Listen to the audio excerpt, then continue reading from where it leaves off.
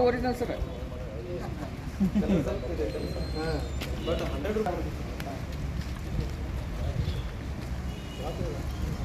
500 colour dark ಮಾಡಿದ್ದಾರೆ sir. ಈ ಕಡೆ ಗ್ರೀನ್ ಇಲ್ಲ, ಒಂದೊಂದೇ ಚಲೋ ಅದಾವ ರೀ.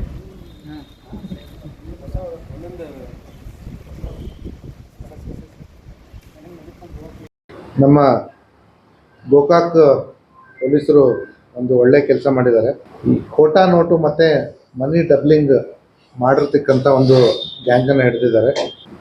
29/6/2024 ಬೆಳಗಿನ ಜಾವ ಒಂದು ಸ್ವಿಫ್ಟ್ ಕಾರ್ನಲ್ಲಿ ಗೋಕಾಕ್ ನಾಕ ಕಡೆಯಿಂದ ಕಡಬಗಟ್ಟಿ ರಸ್ತೆಗೆ ಬೆಳಗಾವಿ ನಗರಕ್ಕೆ ಈ ಖೋಟಾ ನೋಟ್ಗಳನ್ನು ಒಂದು ಕಾರಲ್ಲಿ ತೊಗೊಂಡ್ಬರ್ತಾ ಇದ್ದಾರೆ ಅನ್ನೋಂಥ ಒಂದು ಮಾಹಿತಿ ಮೇರೆಗೆ ನಮ್ಮವರು ಒಂದು ವೈಟ್ ಕಲರ್ ಸ್ವಿಫ್ಟ್ ಕಾರನ್ನು ಇಂಟರ್ಸೆಪ್ಟ್ ಮಾಡ್ತಾರೆ. ಇಂಟರ್ಸೆಪ್ಟ್ ಮಾಡಿದಾಗ ಆ ಕಾರಲ್ಲಿ ನಮಗೆ ಈ 500 ಮುಖಬೆಲೆಯ ಸುಮಾರು 6,792 ನೋಟುಗಳು, ಸುಮಾರು 33.5 ಲಕ್ಷದಷ್ಟು ವ್ಯಾಲ್ಯೂ, ಅದ್ರ ಜೊತೆಗೆ 100 ರೂಪಾಯಿಯ 305 ಖೋಟಾ ನೋಟುಗಳು ಈ ರೀತಿ ಇರ್ತಕ್ಕಂಥವು ಸಿಗ್ತವೆ. ಆ ಇದ್ರ ಮೇಲೆಗೆ ಆ ವೆಹಿಕಲ್ ಇರ್ತಕ್ಕಂಥ 5 ಜನ ಆರೋಪಿತರನ್ನ ನಾವು ಸೆಕ್ಯೂರ್ ಮಾಡಿಕೊಂಡು ಆ ಸಂದರ್ಭದಲ್ಲಿ ನಾವು ಕೆಲವೊಂದು ವಿಕ್ಟಿಮ್ಗಳನ್ನ ವಿಚಾರಣೆ ಮಾಡಿದಾಗ ಯಾರು ಕೂಡ ನಮಗೆ ಕಂಪ್ಲೇಂಟ್ ಬರಲಿಕ್ಕೆ ಮುಂದೆ ಬರೋದಿಲ್ಲ. ಹಾಗಾಗಿ ನಮ್ಮ ಪೊಲೀಸರು ಒಂದು ಸ್ವಯಂ ಪ್ರೇರಿತ ಮೋಟೋ ಒಂದು ಕೇಸನ್ನು ಆವತ್ತಿನ ದಿವಸ ದಾಖಲು ಮಾಡ್ಕೋತಾರೆ.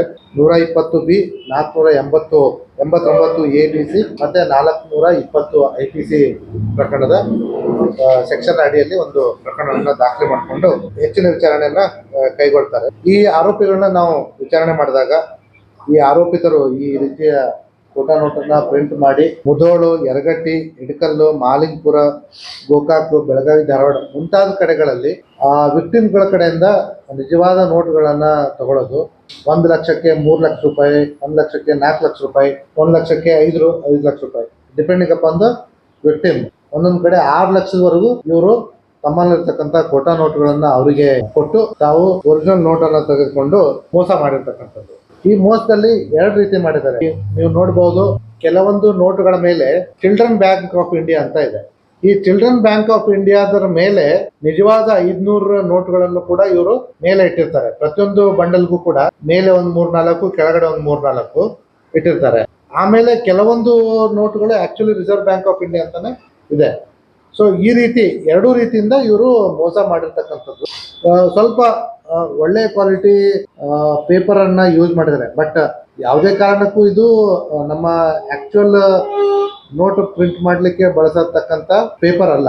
ಆ ನೋಟ ನಾವು ಮುಂಚೆ ಒಂದ್ಸತಿ ನಮ್ಮ ಮೈಸೂರು ಹತ್ರ ಇರ್ತಕ್ಕಂಥ reserve bank of India printing ಪ್ರೆಸ್ಗೂ ಕೂಡ ನೋಡಿದ್ದೀವಿ. ಅಲ್ಲಿ ಅದರದ್ದು ವಿಶೇಷವಾದ ಬಟ್ಟೆ ಅದು ಆ್ಯಕ್ಚುಲಿ ಪ್ರಿಂಟ್ ಮಾಡೋದು ಫೈಬರ್ ಕಮ್ ಪೇಪರ್ ಟೈಪ್ ಇರ್ತಕ್ಕಂಥ ಬಟ್ಟೆ. ಇದು ಇದಕ್ಕೆ ಹೋಲಿಸಿದ್ರೆ ಆ ಕ್ವಾಲಿಟಿದಲ್ಲ. ಆದರೆ ಈ 100 ರೂಪಾಯಿ ನೋಟನ್ನ ನೋಡಿದ್ರೆ ಸ್ವಲ್ಪ ಹತ್ರ ಅನ್ನೋ ಹಾಗೆ ಇದೆ. ಇವ್ರು ಏನು ಮಾಡಿದ್ದಾರೆ, ಇವ್ರ ಹತ್ರ ಒಂದು ಒಳ್ಳೆ ಕ್ವಾಲಿಟಿ ಪ್ರಿಂಟಿಂಗ್ ಮಷೀನು ಜೊತೆಗೆ ಒಂದು ಬೈಂಡಿಂಗ್ ಮಷೀನು. ಹೇಗೆ ಅಂತಂದರೆ 2 ನಿಯರೆಸ್ಟ್ ಇರ್ತಕ್ಕಂಥ ಪೇಪರನ್ನು ತೆಗೆದುಕೊಂಡು ನಿಯರೆಸ್ಟ್ ಕ್ವಾಲಿಟಿ ಇರ್ತಕ್ಕಂಥದ್ದನ್ನು ಅದನ್ನು ಒಂದ್ರ ಮೇಲೆ ಒಂದು ಬೈಂಡ್ ಮಾಡ್ತಾರೆ. ಒಂದು ತುಂಬ ಸ್ಪೆಷಲ್ ಬಾಂಡಿಂಗ್ ಏಜೆಂಟನ್ನು ಉಪಯೋಗಿಸಿ ಆ ಬೈಂಡಿಂಗ್ ಮಷೀನನ್ನು ಉಪಯೋಗ ಮಾಡಿ ಒಂದ್ರ ಮೇಲೆ ಒಂದು ಮಾಡಿ 2 ಸೈಡು ಪ್ರಿಂಟ್ ಮಾಡ್ತಕ್ಕಂಥದ್ದು. ಸೊ ಆಮೇಲೆ ಇವರು ಹೆಂಗೆ ಪರಿಸ್ಥಿತಿ ಕ್ರಿಯೇಟ್ ಮಾಡ್ತಾರೆ ಅಂತಂದರೆ, ಆಬ್ವಿಯಸ್ಲಿ ಈ ತಗೊಳ್ತಕ್ಕಂಥ ವ್ಯಕ್ತಿ ಕೂಡ ಒಂದು ಭಯದಲ್ಲೇ ಇರ್ತಾನೆ. ಯಾಕಂದರೆ ಖೋಟಾ ನೋಟನ್ನು ನಾನು ತೊಗೊಳ್ತಾ ಇದ್ದೀನಿ, ಅದನ್ನ ಚಲಾವಣೆ ಮಾಡೋದು ಹೇಗೆ ಅಂತ. ಯಾರೂ ಇಲ್ಲದೆ ಇರೋ ಕಡೆ ಇವ್ರನ್ನ ಕರ್ಕೊಂಬರೋದು. ಆಮೇಲೆ ಕತ್ನಲ್ಲಿ ಈ ಮೇಲ್ಗಡೆ ಇರ್ತಕ್ಕಂಥ ನೋಟನ್ನು ತೋರಿಸೋದು, ನಿಜವಾದ ನೋಟನ್ನು ತೋರಿಸ್ಬಿಟ್ಟು ಅವ್ರ ಹತ್ರ 5-6 ಲಕ್ಷ ನಿಜವಾದ ನೋಟನ್ನು ತಗೊಂಡು ಇದನ್ನ ಅವರಿಗೆ ಖೋಟಾ ನೋಟು ಅಂತ ಹೇಳಿ ಇದು ಮಾಡೋದು. ಸೊ ಈ ರೀತಿಯಾಗಿ ಆಮೇಲೆ ಕೊನೆಗೆ ಇನ್ನೇನು ವ್ಯವಹಾರ ಆಗುವಂಥದ್ದೇ ಪೊಲೀಸರು ಬರ್ತಾ ಇದ್ದಾರೆ, ನೀವು ಬೇಗ ಹೋಗಿ, ನೀವು ಇಲ್ಲಿ ನೆಕ್ಸ್ಟ್ ನಿಮ್ಮ ಊರಿಗೆ ಹೋಗೋವರೆಗೂ ಇದನ್ನ ಓಪನ್ನೇ ಮಾಡಬಾರ್ದು ಅನ್ನೋ ರೀತಿಯಲ್ಲಿ ಅವರಿಗೆ ಒಂದು ಭಯ ಹುಟ್ಟಿಸ್ಬಿಟ್ಟು ಆಮೇಲೆ ಅವರು ಯಾವಾಗ ಮನೆಗೆ ಹೋಗಿ ಕೆಳಗಡೆ ಪೂರ್ತಿ ತೆಗೆದು ನೋಡ್ತಾರೋ ಅವಾಗ ತಾವು ಮೋಸ ಹೋಗಿದ್ದಂತ ಅರಿವಾಗೋದು. ಆಮೇಲೆ ಕಂಪ್ಲೇಂಟ್ ಕೂಡ ಕೊಡಲ್ಲ ಅವರು, ಯಾಕಂದ್ರೆ ಅವರಿಗೆ ತಮ್ಮ ಮೇಲೆ ಕೂಡ ಪೊಲೀಸರು ಏನಾದರೂ ಕ್ರಮ ತಗೊಳ್ತಾರೆ ಅನ್ನೋಂಥ ಒಂದು ಭಯ ಇರುತ್ತೆ. ಆದಾಗ್ಯೂ ಕೂಡ ಯಾರ್ಯಾರು ಈ ರೀತಿ ಮೋಸಕ್ಕೆ ಒಳಗಾಗಿದ್ದಾರೆ ಅವ್ರನ್ನ ನಾವು ಮತ್ತಷ್ಟು ಒಂದು ಕಂಪ್ಲೇಂಟ್ ಕೊಡ್ಲಿಕ್ಕೆ ನಾವು ಪ್ರೇರೇಪಣೆ ಕೊಡ್ತೀವಿ. ಮತ್ತೆ ಈ ರೀತಿ ಮೋಸ ಹೋಗದೇ ಇರೋ ಹಾಗೆ ಕೂಡ ಒಂದು ಎಚ್ಚರಿಕೆ ಇರಲಿ ಅಂತ ಹೇಳಿ. ಈಗ ಇಲ್ಲಿವರೆಗೂ ಈ ಆರೋಪಿಗಳಿಂದ ನಾವು ಖೋಟಾ ನೋಟ್ ಪ್ರಿಂಟ್ ತೆಗೆಯಲು ಉಪಯೋಗಿಸಿರ್ತಕ್ಕಂಥ computer, printer, screening board, screen printing board, different colour high quality colour printing ಬಳಸಿರ್ತಕ್ಕಂಥ ಪೇಂಟ್ಗಳು, ಈ ಇದ್ರ ಮೇಲೆ ನಮ್ದು RBI ಒಂದು ಬ್ಯಾಂಡ್ ಬರುತ್ತೆ. ಸೊ ಅದ್ರ ಬದಲಿಗೆ ಇವರು ಶೈನಿಂಗ್ ಸ್ಟಿಕ್ಕರ್ಸ್ ಅನ್ನ ಯೂಸ್ ಮಾಡಿದ್ದಾರೆ. ಆ ಸ್ಟಿಕ್ಕರ್ ಪ್ಯಾಕೆಟ್ಗಳು, ಆಮೇಲೆ ಈ ಪ್ರಿಂಟಿಂಗ್ ಆದ್ಮೇಲೆ ಅದನ್ನ ಒಂದು ರೀತಿಯಿಂದ ಅದನ್ನ ನಿಯರೆಸ್ಟ್ ಕ್ವಾಲಿಟಿಗೆ ಬರ್ಲಿಕ್ಕೆ ಡಿಕೋಟಿಂಗ್ ಪೌಡರ್ ಅಂತ ಯೂಸ್ ಮಾಡ್ತಾರೆ. ಆ ಪೌಡರು, ಪ್ರಿಂಟಿಂಗ್ ಪೇಪರ್ಸು, ಒಂದು 6 ಮೊಬೈಲು, ಒಂದು ಬಿಳಿ ಬಣ್ಣದ ಸ್ವಿಫ್ಟ್ ಕಾರು, ಹೀಗೆ ಎಲ್ಲ ಪ್ರಕರಣಗಳನ್ನ ನಾವು ವಶಪಡಿಸ್ಕೊಂಡಿದ್ದೀವಿ. ಇಲ್ಲಿವರೆಗೂ 5 ಆರೋಪಿಗಳನ್ನ ನಾವು ಬಂಧಿಸಿದ್ದೀವಿ. ಇನ್ನೂ ಹೆಚ್ಚಿನ ವಿಚಾರಣೆ ನಡೆಸ್ತಾ ಇದ್ವಿ. ಮತ್ತೆ ಮುಂದಿನ ದಿನಗಳಲ್ಲಿ ಬೇರೆ ಬೇರೆಯವರು ಕೂಡ ಇದರಲ್ಲಿ ಇನ್ವಾಲ್ವ್ ಆಗಿರೋರನ್ನ ನಾವು ಅರೆಸ್ಟ್ ಮಾಡ್ತೀವಿ. ಇದರಲ್ಲಿ ಆರೋಪಿಗಳಾದಂಥ ಅನ್ವರ್ ಮೊಹಮ್ಮದ್ ಸಲೀಂ ಯಾದವಾಡ್, ಸುಮಾರು 26 ವರ್ಷ, ಅರ್ಬಾವಿ ಅವನು. ಸದ್ದಾಂ ಮೂಸಾ ಯಡಹಳ್ಳಿ 27 ವರ್ಷ, ಮಹಾಲಿಂಗ್ಪುರದವನು. ರವಿ ಚೆನ್ನಪ್ಪ ಹ್ಯಾಗಾಡಿ, ಇವನು ಕೂಡ ಮಹಾಲಿಂಗ್ಪುರ. ದುಡ್ಡಪ್ಪ ವಣಶಣ್ವಿ ಅಂತ ಹೇಳಿ ಮಹಾಲಿಂಗ್ಪುರ. ವಿಠಲ್ ಹಣಮಂತ್ ಹೊಸಕೋಟೆ ಅಂತ ಹೇಳಿ ಮಹಾಲಿಂಗ್ಪುರ ಬುದ್ಧಿ ಅವನು. ಇನ್ನೊಬ್ಬ ಇದ್ದಾನೆ, ಅವನು ನಾವು ಇನ್ನೂ ಸೆಕ್ಯೂರ್ ಮಾಡ್ಕೊಂಡಿಲ್ಲ. ಸೆಕ್ಯೂರ್ ಆದ್ನ. ಸೊ ಅವನ ಹೆಸರು ಮಲ್ಲಪ್ಪ ಕುಂಬಾಳಿ ಅಂತ ಹೇಳಿ, ಅವನು ಕೂಡ ಮಹಾಲಿಂಗ್ಪುರದ. ಒಟ್ಟು 6 ಜನರನ್ನು ನಾವು ಸದ್ಯಕ್ಕೆ ಬಂಧಿಸಿದ್ದೀವಿ. ಇದರಲ್ಲಿ 5 ಜನರನ್ನ ಆಲ್ರೆಡಿ ವಿಚಾರಣೆಗೆ ಒಳಪಡಿಸಿ ಕಾನೂನು ಕ್ರಮಕ್ಕೆ ಮುಂದೆ ನ್ಯಾಯಾಂಗ ಬಂಧನಕ್ಕೆ ಒಪ್ಪಿಸಿದ್ದೀವಿ.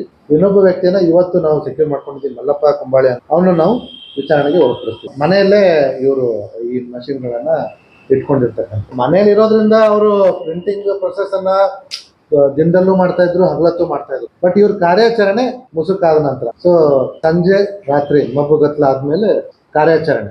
ಇವ್ರದ್ದು ಮಹಾಲಿಂಗ್ಪುರ ಮತ್ತೆ ಅರ್ಬಾವಿ. ಪ್ರಿಂಟಿಂಗ್ ಎಲ್ಲ ನಡೀತಾ ಇರೋದು ಮಹಾಲಿಂಗ್ಪುರದಲ್ಲಿ. ಕಳೆದ 1.5-2 ವರ್ಷದಿಂದ ಮಾಡ್ತಾ ಇದ್ದಾರೆ. ಬಟ್ ಇಲ್ಲಿವರೆಗೂ ನಮ್ಮಲ್ಲಿ ಕಂಪ್ಲೇಂಟ್ಸ್ ಆಗಿಲ್ಲ. ಇದು ಇವ್ರನ್ನ ಆರೋಪಿಗಳನ್ನ ಸೆಕ್ಯೂರ್ ಮಾಡ್ಕೊಂಡ್ಮೇಲೆ ನಮ್ಮಲ್ಲಿ ಸದಲ್ಗದಲ್ಲಿ ಒಂದು ಪ್ರಕರಣ ದಾಖಲಾಗಿದೆ. ಇದೇ ಆರೋಪಿಗಳು ಇರ್ಬೋದು ಅಂತ ಮೇಲ್ನೋಟಕ್ಕೆ ನಮಗೆ ಅದನ್ನೇ ನಾವೀಗ ಇನ್ನೂ ಪರಿಶೀಲನೆ ಮಾಡ್ತಾ ಇದ್ದೀವಿ. ಈಗ ಆರೋಪಿಗಳನ್ನ ಹಿಡ್ಕೊಂಡು ಬಿಟ್ಟು ಕೇವಲ 3 ದಿವಸ ಆಗಿದೆ. ಅವ್ರದ್ದು ಚಲನವಲನಗಳನ್ನ ಮಾಹಿತಿಯನ್ನ ತೆಗೆದುಬಿಟ್ಟು ನಾವು ಒಂದು ವಿಶೇಷ ಟೀಮನ್ನೇ ರಚಿಸಿದ್ದೀವಿ. ಒಳ್ಳೆ ಕೆಲಸ ಮಾಡ್ತಾ ಇದ್ದಾರೆ. ಅದು ಇವರು ಯಾರ್ಯಾರಿಗೆ ಕೊಟ್ಟಿದ್ದಾರೆ ಅಂತ ನಮಗೆ ಅವರು ಕರೆಕ್ಟ್ ಮಾಹಿತಿ ಕೊಟ್ಟಿಲ್ಲ.